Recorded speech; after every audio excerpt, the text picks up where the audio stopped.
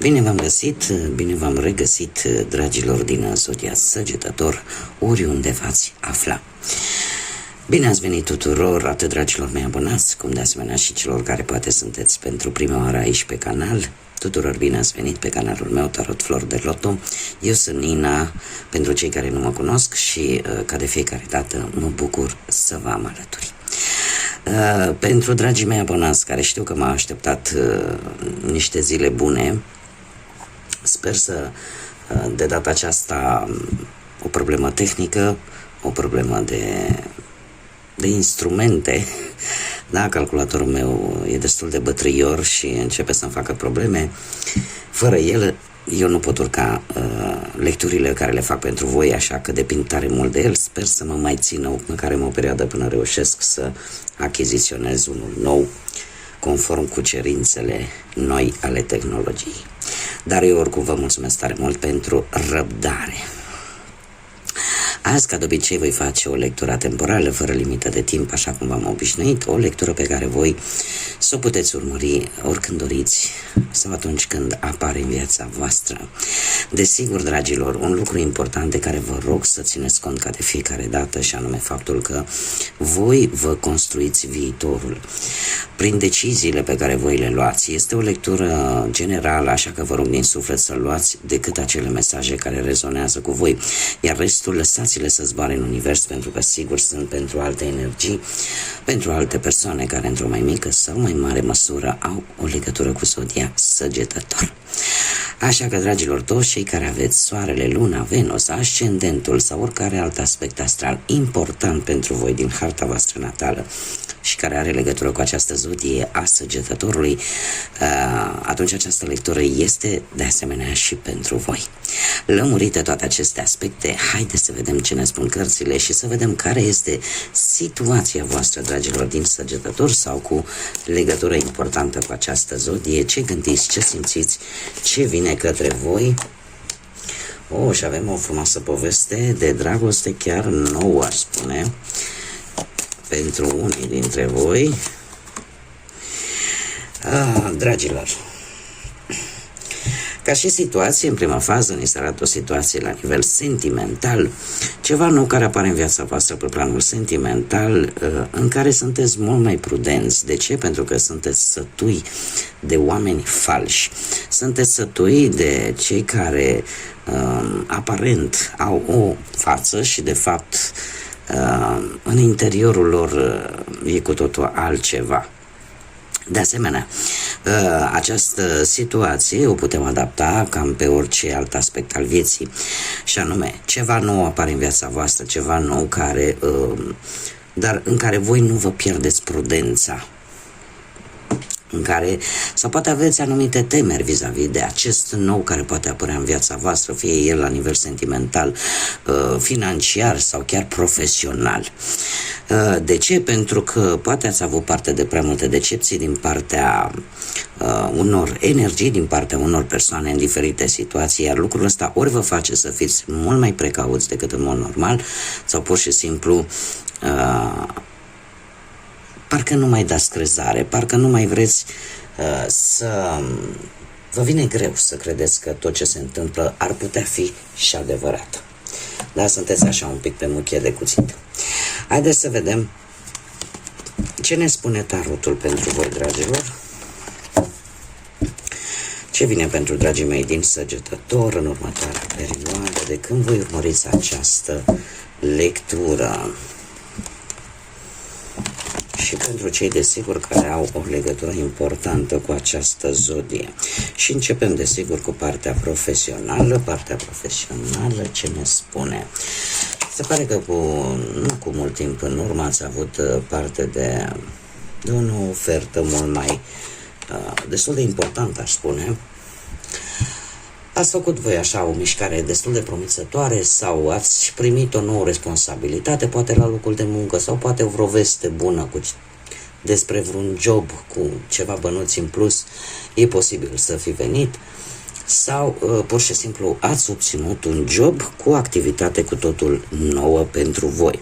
În prezent, cu această regină de cupe, nu știu dacă zodiile Capricorn și zodiile de apă, Rac, Pești sau Scorpion, vă spun ceva vis-a-vis de viața profesională, dar avem aici pe cineva care se pare că încearcă să vă ajute.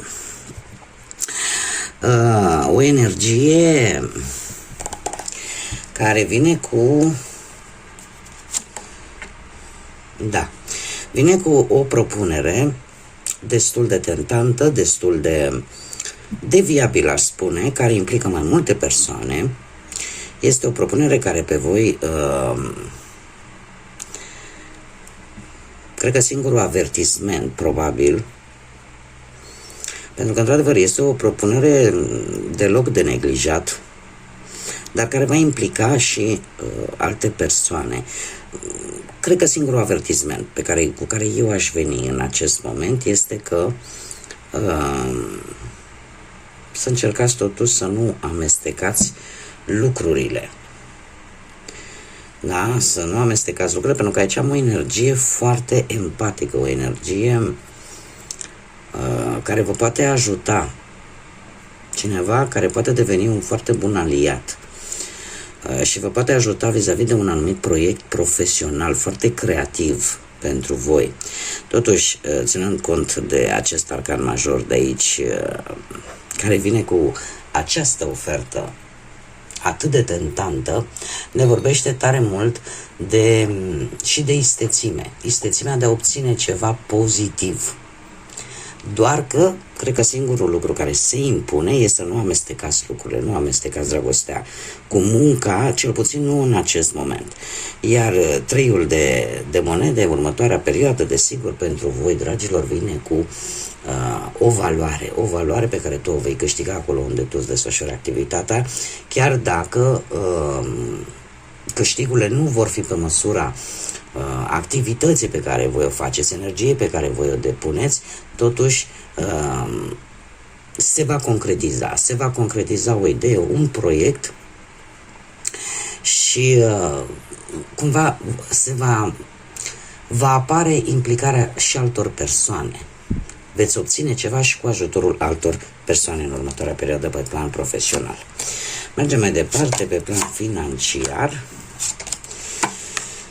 Pe plan financiar, acesta de bâte vine cu o creștere. Ați avut parte ori de niște încasări de bănuți din diferite locuri, că au fost, nu știu, poate moșteniri, vreun premiu, ceva, din orice loc, cadouri posibil sau o mică creștere la salariu.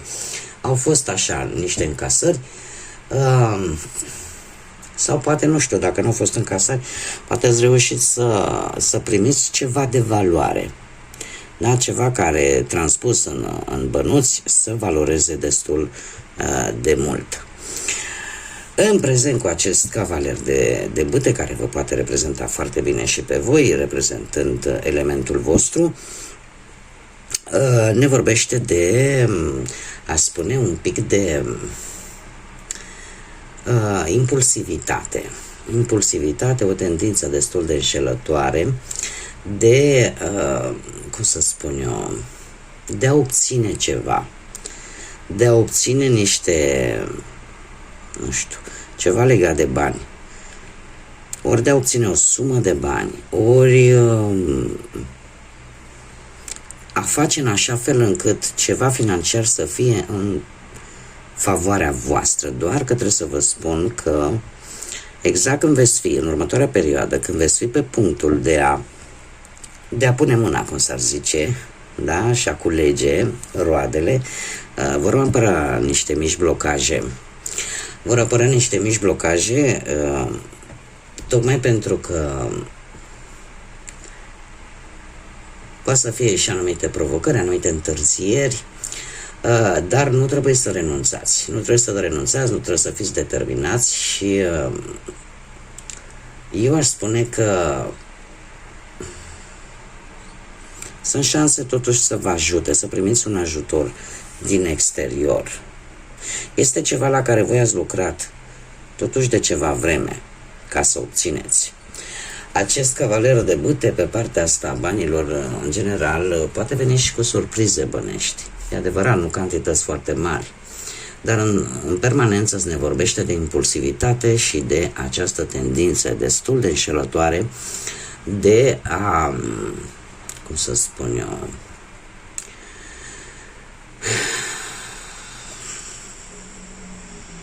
de a face lucrurile cât mai repede posibil, fără să fiți atenți la detalii. Eu aș mai spune că poate reprezenta și un rival. Într-o anumită situație relaționată cu banii, poate să reprezinte un rival care, de asemenea, poate să fie dintr-o zodie de foc, leu sau berbec, sau chiar săgetător ca și voi, și care nu se va da așa ușor bătut și e posibil ca aceste mici piedici, aceste mici întârzieri în rezolvarea unei probleme bănești să vină tocmai de la această persoană. Dar trebuie să vă păstrați determinarea. Mergem mai departe, haideți să vedem viața sentimentală pentru dragii mei din Săgetători sau cu legături importante în această zodie. Pentru cei care sunteți deja într-o relație, nu știu dacă zodia Leu, Taur vă poate spune ceva, dar ați traversat o perioadă cu vai, deci este o căldură fabuloasă, cel puțin aici unde sunt eu, și efectiv totul mi se lipește și de mâini. Deci, revenind, avem forța, zodia Leu pentru cei care rezonează și trebuie să vă zic că pe partea asta, dragoste, ați avut momente destul de senzuale, destul de pasionale în relație. Ați avut răbdare, a existat romantism, a existat chiar și o bună comunicare, o bună exprimare a ceea ce simțiți unul față de celălalt. Totuși, în prezent, avem împărăteasa care ne poate vorbi poate de acea idee de a forma o familie pentru unii care sunt doi, dar poate simt nevoia de a mai avea încă un membru în familie, da, pentru a se simți foarte familia completă. Pentru alții, împărăteasa ne poate vorbi de o atracție mai mare. De o atracție mai mare, poate între voi sau poate vis-a-vis de corpul vostru. Vi se pare că trebuie să lucrați poate la ceva ce ține de aspectul vostru fizic. Poate că apare necesitatea pentru unii dintre voi de a fi un pic mai feminini. Și aici nu vreau să mă înțelegeți greșit. Avem, indiferent că suntem bărbați sau femei, avem atât cromozom masculin cât și feminin. Se întâmplă câteodată, nu? Chiar și avea o melodie tare frumoasă a formației holograf, și bărbații plâng câteodată, da, care se consideră că ar fi, cum să spun eu, o chestie mai feminină. Asta înseamnă că ei nu trebuie să plângă, da? Deci ceva de genul ăsta, indiferent că sunteți domni sau doamne, această tendință de a fi un pic mai înțelegători, da, dacă vorbim de bărbați, de a arăta un pic mai bine, de a vă ocupa un pic mai mult de voi, tocmai pentru că simțiți nevoia să atrageți. Ceva se întâmplă totuși în perioada imediat următoare cu acest 10 de bâte. Se pare că veți lupta foarte mult pentru a salva ceva din relația voastră, pentru a avea un rezultat foarte bun. Doar că se pare că cumva trebuie să existe implicare și din partea celuilalt. Haideți să vedem dacă va da roade toată această luptă. Nu știu dacă zodia Fecioară vă spune ceva. Avem un arcan major, 3 arcane majori, ceva se va întâmpla pentru cei care sunteți într-o relație, ceva important, lucruri importante pe care tocmai ce le-am descris. Pusnicul vine cu totuși o lipsă de comunicare. Nu știu, ceva se întâmplă. Cineva aici are așa o dorință de a sta solitar, da? De a sta mai mult singur. Cumva parcă e ca și cum ați reușit să îmblânziți bestia, ca să zic așa. Ați fost mult mai maleabili. Aici ceva se întâmplă. Ceea ce nu mi-arată mie cărțile, dar intuiția îmi spune că ceva în trecutul vostru și nu foarte îndepărtat, ceva s-a întâmplat, pentru că apare în permanență, apare o zbatere, apare acea idee de a lupta, de a încerca să convingi, de a încerca. Și am dreptate că, așa spunea și tata săracul, când strănuți și spui ceva serios, înseamnă că așa e. Bun, revenind, deci ceva s-a întâmplat pentru cei care se regăsesc cu aceste mesaje. Ceva s-a întâmplat în relația voastră, pentru că aici apare o zbatere, aici apare o grijă și o luptă pentru a salva relația, munca pe care s-a depus, dar totuși trebuie să vă zic că e posibil ca lucrurile astea care vin din trecutul îndepărtat, nu de acum, e posibil ca fiecare să meargă totuși pe drumuri diferite și să fi mers nu de acum, de ceva vreme. Și nu neapărat că ar fi apărut o altă persoană, ci pur și simplu poate că a dispărut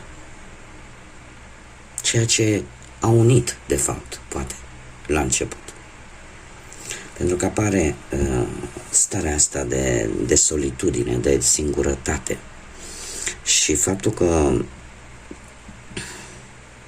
e ca și cum ai încercat să reînvii ceva care, de fapt, a cam murit de ceva vreme.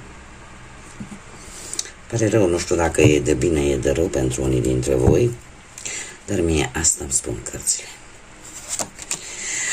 Haideți să vedem pe plan sentimental pentru cei care sunteți deja singuri, în urma poate a văduviei, în urma poate a unui divorț, a unei separări. Dragilor, voi ați avut o perioadă în care ați făcut așa ca o reîntoarcere în trecut, o reîntoarcere la locuri din trecut, cu persoane din trecut, ori poate pur și simplu ați avut o reîntâlnire cu vreun fost sau cu vreo fostă sau cu foști colegi, poate. Totuși, ceva din trecut a apărut ori în mintea voastră, ori pur și simplu, printr-o întâmplare, a apărut cineva care în acest moment are titulatură de fost sau de fostă. Și lucrul ăsta v-a cam pus un pic nostalgici, așa poate, doar că trebuie să vă spun că în prezent, voi și în momentul de față vă simțiți trădați. Vă simțiți trădați, încă traversați momente dureroase, încă traversați momente de decepție,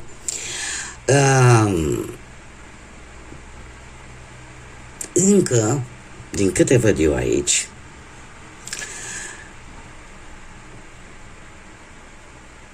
nu aveți încredere și nu știu, sinceră să fiu, cred că lucrul ăsta nu s-a întâmplat chiar atât de mult, da? Durerea asta persistă atât de puternic în sufletul vostru, relativ recent, nu știu, poate să fie de la câțiva ani la câteva săptămâni, poate. Cert este că sunteți încă răniți, încă nu v-ați vindecat. Știți bine că respectiva, fostul sau fosta, poate nu și-a ținut promisiunea și lucrul ăsta încă vă doare în prezent. Perioada imediat următoare pentru voi, dragilor, vine cu acest 7 de monede. Trebuie să vă spun că peste toată această durere va mai trece un pic de timp și șansele ca voi să vă găsiți persoana inimii voastre, iar aceasta să se îndrepte către voi, chiar dacă vouă nu prea vă place să pierdeți timpul, totuși va mai trebui să aveți un pic de răbdare. Lucrurile astea se vor rezolva. Lucrurile astea vor rămâne în trecut, doar că trebuie să mai aveți un pic de răbdare. E foarte greu să treci de la o stare la alta fără să ai o perioadă de tranziție.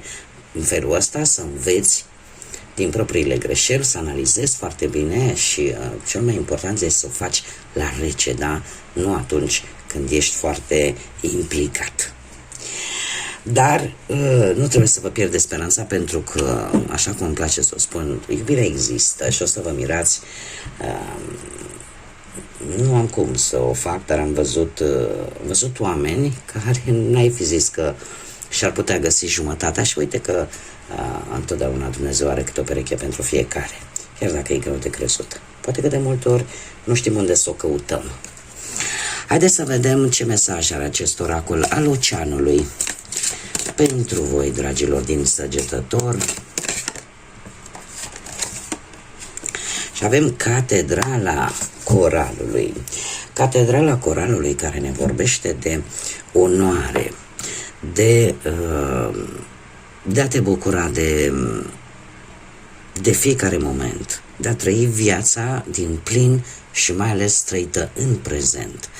Să ne bucurăm de prezent, să ne bucurăm de acele momente care, indiferent câtă intensitate ar avea, poate să fie niște momente simple, dar de multe ori atât de importante și care de multe ori atât de mult ne lipsesc. Așa că este un îndemn de a onora acele momente sacre, acele momente sfinte pe care, sigur, mulți dintre noi le-am trăit la un moment dat și să nu uităm să trăim prezentul. Nu trebuie să așteptăm viitorul și să spunem, lasă că mă bucur mâine, că azi sunt prea ocupat, am atât de multe probleme. Nu, ne putem bucura de viață în felul ei cel mai simplu și cel mai, de fapt, care aduce cele mai multe satisfacții. Da? Este un îndemn, efectiv, de a nu ne crea iluzii, mai ales în vremurile care le trăim, și a ne bucura de fiecare clipă pe care o trăim acum și aici. Bun, dragilor, eu cam atât am avut de spus pentru voi. Încă o dată mii de mulțumiri pentru răbdare. Vă mulțumesc din suflet tuturor și până la o nouă lectură, când ne vom reîntâlni cu siguranță, eu vă doresc să aveți parte de cât mai multă liniște, de cât mai multă pace, de cât mai multe binecuvântări și, desigur, de cât mai multă energie pozitivă. Până data viitoare, ca de obicei, să fiți iubiți, dragilor!